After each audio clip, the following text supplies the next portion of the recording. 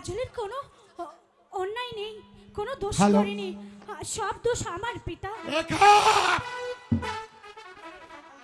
কাজল, তোর সাহস দেখে আমি মুগ্ধ হয়েছে। সামান্য চাষার ছেলে হয়ে আমার মেয়ে রেখার সাথে মেলামেশা। এই কে আছিস? আমার চাবক। না না পিতা না। রেখা, এখন কি হবে বন্ধু?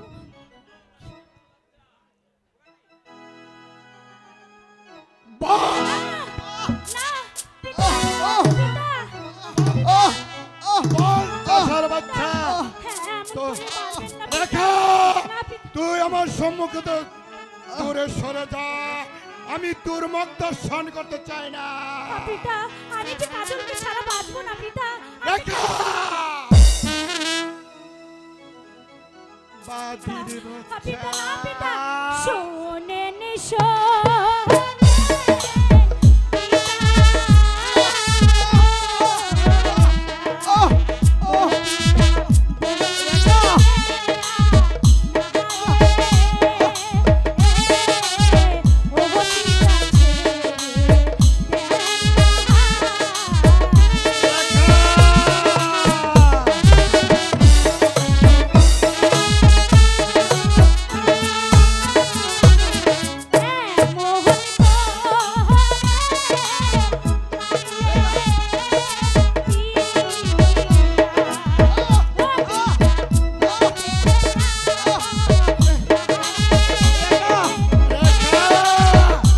তুই দূরে সরে যা।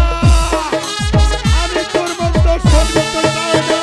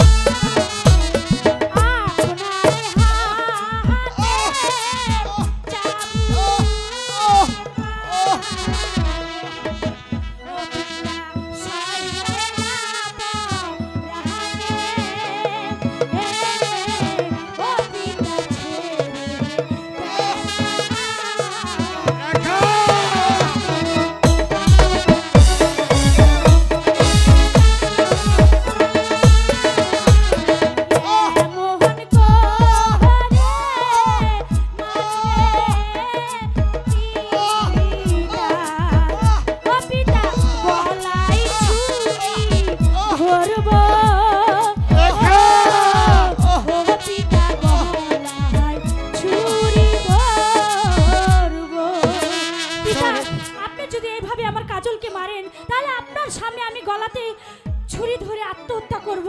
শয়তানি, মারবেন না। তোর এত বড় দর্পা, তুই আমার মেয়ে হয়ে একটা চাষার ছেলেকে, চাষার ছেলের সাথে তুই মেলামেশা করছিস। তাতে কি হয়েছে পিতা? তারাও তো মানুষ, তারা চাষা হলে তারাও মানুষ পিতা। আমি তোর কথা শুনতে চাই না। রেখা। তুই ওই কে আছিস?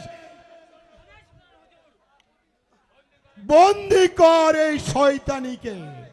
না পিতা, আমাদেরকে ছেড়ে দিন, আমাদেরকে ছেড়ে দিন পিতা, দয়া করুন পিতা। দয়া? কাকে বন্দি করবো? যাবো না।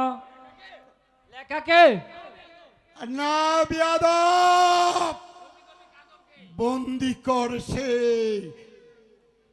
গরিবের ছেলে কাজলকে।